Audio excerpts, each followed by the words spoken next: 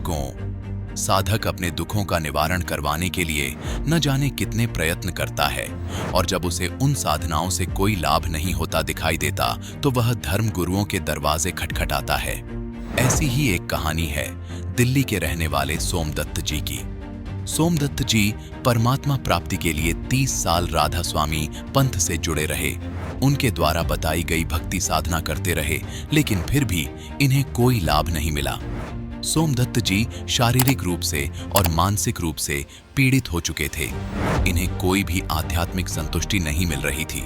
लेकिन आज सोमदत्त जी का कहना है कि मेरी जिंदगी तब बदली जब मुझे संत रामपाल जी महाराज की शरण मिली। दर्शकों, आखिर संत रामपाल जी महाराज ऐसा कौन सा ज्ञान बता रहे हैं कि श्रद्धालु अन्य पंथों को छोड़कर संत रामपाल जी महाराज की शरण में खींचे चले आ रहे हैं। आइए जानते हैं कि आखिर इसकी सच्चाई क्या है। आइए सुनते हैं सोमदत्त जी की कहानी उन्हीं की जुबानी। नमस्कार सर। नमस्कार सर। सर क्या नाम है आपका?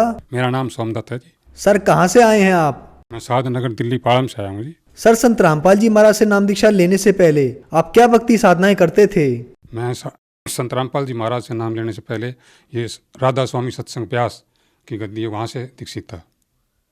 सर आप राधा स्वामी ब्यास से कितने साल तक जुड़े रहे और आपने वहाँ क्या क्या भक्ति साधनाएं की?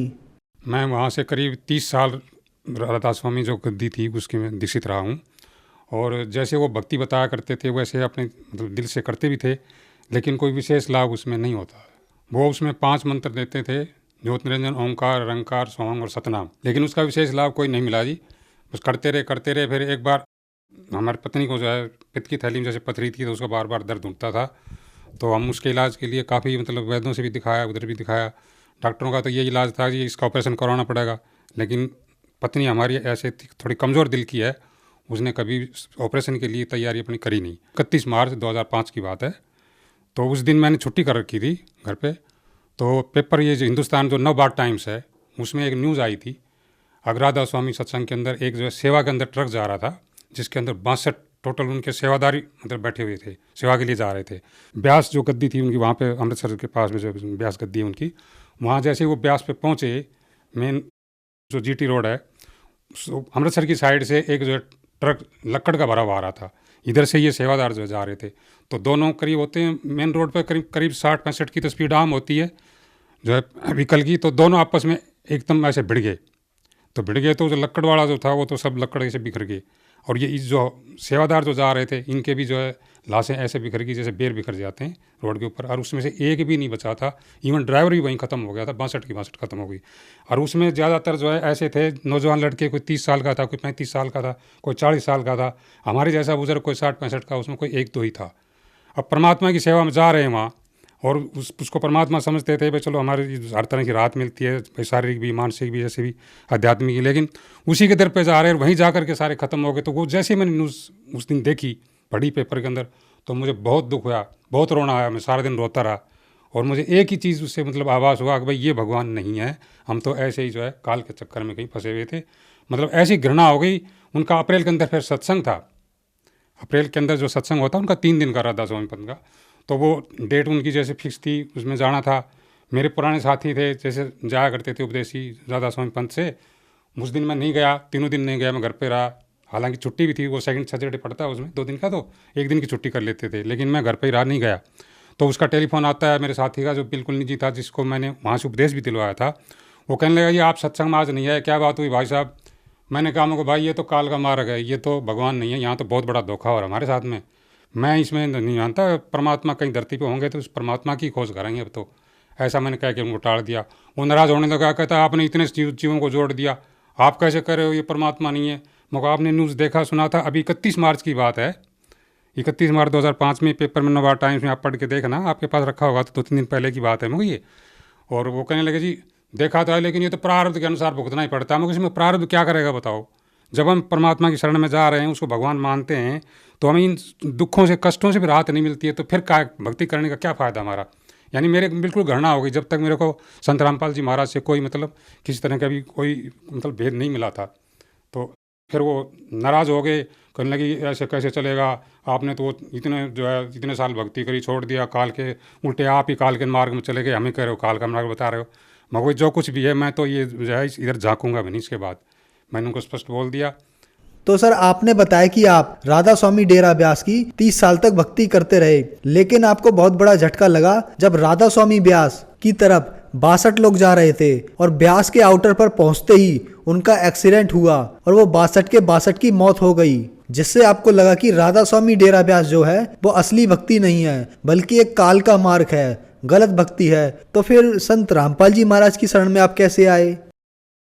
उसके बाद क्या होता जी, उन दिनों में जो है ये आस्था चैनल चलता था, तो मैं आस्था चैनल पे और भी जैसे धार्मिक ये संत महंतों के सत्संग जैसे प्रवचन आते रहते हैं धार्मिक चैनल पे, मैं सुनता रहता था भाई कौन क्या कह रहा है नहीं कह रहा।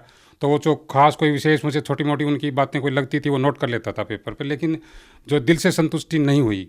फिर करते करते जो है ये करीब सितंबर 2005 की बात है, तो जैसे ही मैं वो धार्मिक सत्संग देखता था तो करीब 8:30 बजे का टाइम होता था उन दिनों। तो गुरु जी का जो है ये रामपाल जी महाराज, संत रामपाल जी महाराज का चल रहा था प्रोग्राम। तो मैंने देखा ये संत तो मतलब अजीब से ही लग रहे हैं और ये बता रहे हैं, वो शेरां वाली का जब जिक्र करते थे, शेरां वाली जो माता है अष्टांगी, इसका जैसे हम 5-7 उपदेशी बैठ जाते थे तो ये चर्चा होती थी जी आदि कुमारी है। पूछते थे भाई एक तरफ तो इसको आदि शक्ति कहते हैं, दूसरी तरफ कहते हैं जी ये जय माता की बोलते हैं। ये बात समझ में नहीं आती, भाई माता जी तो कोई विवाहित औरत को बोलते हैं, कुंवारी लड़की को तो माता जी नहीं कहते। तो मतलब किसी के पास ये संतोषजनक जवाब मिलता ही नहीं था, ये मतलब संदेह रहता था। लेकिन उस दिन बाई चांस जो है ऐसा हुआ, परमात्मा संत रामपाल जी महाराज का वो चैनल खुल गया, उस पर देखा तो वो यही चर्चा शेरां वाली माता के ऊपर ही बोल रहे थे। अगर भाई ये जो शेरां वाली माता है ना, ये जो है एक विवाहिता औरत है और ये ज्योत निरंजन जो काल है ये इसका पति है। जैसे ही मैंने ये दो मेरे कान में जैसे लफ्ज़ पड़े, जस्ट टीवी खुलते ही, तो मेरे को खुशी का ठिकाना नहीं रहा और मैंने सोचा भाई भगवान आज मिल गए मुझे, जब जिसकी तलाश थी ना वो भगवान आज मिल गए। उसके बाद हम जो है करोथा आश्रम गए और ये 10 सितंबर 2005 की जो है हमने जो है संत रामपाल जी महाराज से दीक्षा ली। सर संत रामपाल जी महाराज से नाम दीक्षा लेने के बाद आपको क्या लाभ प्राप्त हुए?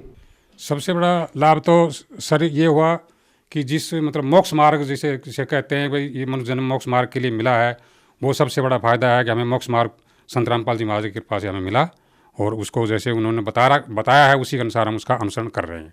दूसरा कुछ शारीरिक भी लाभ हुआ, मानसिक लाभ भी, जैसे कुछ टेंशन जैसे बनी रहती थी, कोई काम धंधा करते थे उसमें शरीर भारी भारी रहता था, काम भी करते थे लेकिन शरीर में ऐसे नहीं जैसे किसी ने कोई टन वजन रख दिया हो सिर पे, ऐसा शरीर रहता था, मतलब हल्का फुल्का नहीं महसूस करते थे अपने आप को।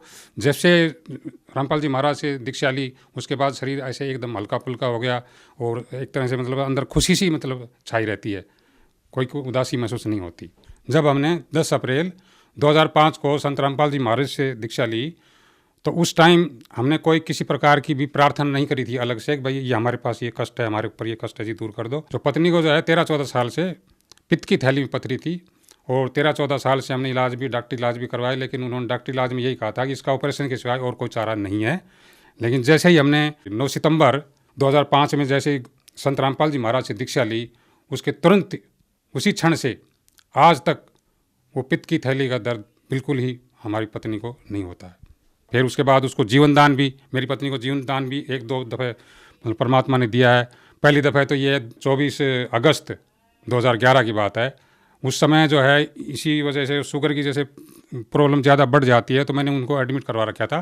तो जैसे उन्होंने 19 तारीख से इलाज शुरू किया तो उसकी तबीयत बजाय ठीक होने के गिरती चली गई। तो मैंने देखा दवाई ट्रीटमेंट भी दे रहे हैं फिर भी उनकी तबीयत गिरती जा रही है, क्या कारण है? अब डॉक्टर भी नहीं बता रहे, दवाई पे दवाई दे जा रहे हैं, क्योंकि पैनल हमारा वैसे सर्विस किया करते थे सरकारी हॉस्पिटल को पैनल पे मिला हुआ था तो वो अपने दवाई दे रहे थे, चल रहा था। 24 तारीख तक मतलब इतनी गिरावट में आ गई, अगर मैंने अंदर से उम्मीद छोड़ दी थी शायद इसको ऐसे ही डेड बॉडी लेके जानी पड़ेगी।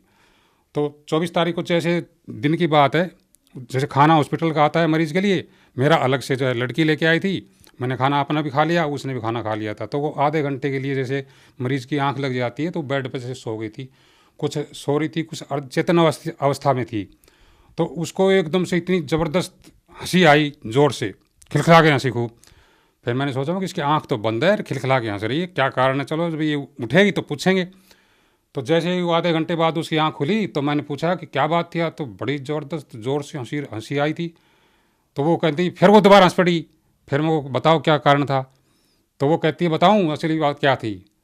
अब संत रामपाल जी महाराज गुरु जी आए थे, कह रही है पत्नी, अब गुरु जी आए थे अभी और ये डॉक्टर खड़े थे, सबको डांट मार रहे थे, अब तुम मेरे मरीज को, मेरे बच्चे को कैसे मार दोगे, ढंग की दवाई दे दो नहीं तो तुम्हें टांग दूंगा, ऐसे कर रहे थे।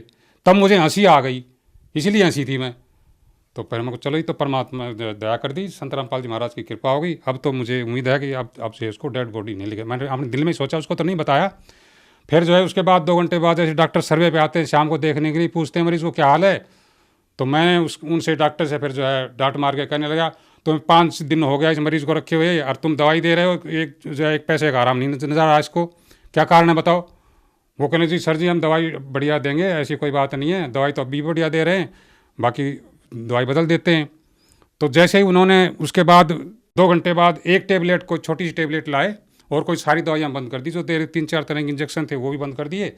एक ही टेबलेट दी उन्होंने, वो शाम को दी और सुबह दी, और सुबह फिर 11 बजे जो है दूसरे दिन छुट्टी कर दी। संत रामपाल जी महाराज की दया से मेरी पत्नी को इतना लाभ मिला, उनको जीवन दान एक तरीके से समझिए उनको मिला। दूसरा मेरी पत्नी को ये लाभ मिला शारीरिक, कि वो बच्चे को, मेरी बिटिया का जो बेटा था उसको नहला रही थी और फर्श पर, गीला फर्श होने की वजह से उस पर गिर गई थी और रीढ़ की हड्डी में 2 जगह फ्रैक्चर हो गया था, पीछे ऐसे चित गिरने से 2 जगह फ्रैक्चर हो गया। उसकी आवाज़ चली गई थी। मैं घर पे भी नहीं था उस टाइम, मैं कहीं बाहर आया हुआ था, सेवा पे आया था इधर। तो उन्होंने बताया मेरे को टेलीफोन करके ऐसी ऐसी बात हो गई है और मम्मी को चोट लग गई है। कोई बात नहीं। फिर मैं शाम को जैसे घर पहुंचा तो देखा उसकी आवाज़ बंद थी, उठ भी नहीं पा रही थी। उसको हॉस्पिटल ले गए, डॉक्टर कहने लगे, उसकी पैर हिला रहे थे ऐसे भाई, ऐसे ऐसे करके पैर हिला रहे थे, कहीं पैर तो आपके सही जो है सुन नहीं है, और वो देखते हैं पैरालिटिक हो जाता है रीढ़ की हड्डी में जैसे चोट लगती है। तो उन्होंने जो है करीब 10 दिन वहाँ हॉस्पिटल में रखा उसको इलाज के लिए, और वो दवाई पेन किलर वगैरह देते रहे, उसी से जो है उसको थोड़ा बहुत रिलीफ वैसे मिल गया था टेम्परेरी। लेकिन वो जब वो आवाज़ नहीं आ रही थी तो वो डॉक्टर अलग से पर्दे में जा कर के साइड में सलाह मशुरा करते थे, बोले भाई ये तो अजीब केस है और ये आप बोल कैसे रही है, मतलब जिंदा भी कैसे, इसको पैरालिटिक हो जाना चाहिए था, अब तक तो ये ख़त्म हो जानी चाहिए थी, 2 जगह इसकी फ्रैक्चर है रीढ़ की हड्डी में। तो मतलब वो ट्रीटमेंट भी दे रहे थे और अचंभित भी थे वो। तो फिर जैसे हमने तो पता था भाई संत रामपाल जी महाराज से हमने जैसे दीक्षित ले रखी है, उनकी कृपा से ठीक हो जाएंगे। उसी दौरान जो है 9 जून का इधर रोहतक के अंदर भंडारा था, उसमें उसने कहने लगी मैं भी जाऊँगी। मैंने कहा कि ऐसे कैसे जा पाओगे, हम तो हॉस्पिटल में एडमिट हैं, जबकि हमें 12 जून को छुट्टी मिली थी उस दौरान। तो कहने लगी कैसे भी हो, चाहे मर ना हो, मैं जाऊंगी ज़रूर। डॉक्टरों ने भी जो है परमिशन नहीं दे रहे थे, कहते भाई हम ऐसी हालत में कैसे परमिशन दे सकते हैं, आप कह रहे हो ये ऐसी मरीज जाने का थोड़ी है। लेकिन संत रामपाल जी महाराज की ऐसी कृपा रही, हमसे स्पेशल गाड़ी करके ले गए और उसको उसमें बैठा लेटा करके, और भंडारा भी वहाँ पर के किया, भंडारा करके फिर वापस आ भी गए हम 4 घंटे में। ऐसी मतलब दया मेरे संत रामपाल जी महाराज की रही, और उसको जीवन आज वो बिल्कुल ठीक है, अपने पैरों पर चल सकती है आराम से, कोई ये नहीं कह सकता इसकी रीढ़ हड्डी में कोई ऐसी प्रॉब्लम आई थी। एक बार मैं रास्ते में जा रहा था, रास्ते में चलते चलते पैर पे मेरे को सांप सर्प ने काट लिया था, और उसके लिए मैंने कोई इलाज वगैरह भी नहीं किया। संत रामपाल जी महाराज की कृपा से वो बिल्कुल, मैं आज बिल्कुल ठीक ठाक हूँ, कोई किसी प्रकार की मेरे पैर में कोई परेशानी नहीं है, और मैं 15 दिन में बिल्कुल नॉर्मल अपने आप को महसूस करने लगा था। सर आपने बताया कि एक भयानक एक्सीडेंट जो राधा स्वामी डेरा ब्यास में हुआ, उसे देखने के बाद आपका दिल टूट गया था राधा स्वामी डेरा ब्यास से। उसके बाद आपने संत रामपाल जी का ज्ञान सुना समझा, तो संत रामपाल जी से आपने नाम दीक्षा ली, और संत रामपाल जी से नाम दीक्षा लेने के बाद शारीरिक और आध्यात्मिक लाभ हुए, आपकी पत्नी को भी लाभ मिला, उनकी बीमारी से उन्हें निजात मिला। तो जो श्रद्धालु आपको देख रहे हैं, आप उन्हें क्या संदेश देना चाहेंगे? उनको मैं यही कहना चाहूँगा, जैसे और जितने भी नकली संत हैं या राधा स्वामी पंथ जैसे और भी बहुत से नकली पंथ चल रहे हैं, वो सारे काल के मार्ग हैं, और जो शास्त्र भी उनके पास कोई भी शास्त्र के अनुसार कोई साधना नहीं है। और ये संत रामपाल जी महाराज शास्त्रों के अनुसार जो है जितने भी हमारे धार्मिक पवित्र ग्रंथ हैं, जैसे बाइबल है, कुरान शरीफ है, पवित्र 4 वेद हैं, गीता जी है, इनमें जो छुपे हुए गूढ़ रहस्य को इन्होंने खोल खोल के सारा समझाया दिखाया है। उन्हीं के अनुसार जो है शास्त्र अनुसार साधना करने से ही हमें जो है सच्चा मोक्ष मिल सकता है और सच्ची साधना मिल सकती है। और बाकी इनको छोड़ करके पूरे विश्व में कोई भी इनके मतलब बराबर कोई संत नहीं है। सर्व भक्त समाज से मेरी हाथ जोड़ करके विनती है कि संत रामपाल जी महाराज से अपनी दीक्षा लेकर के अपना आत्म कल्याण करवाएं, अपने परिवार का भी आत्म कल्याण करवाएं। धन्यवाद सर। धन्यवाद।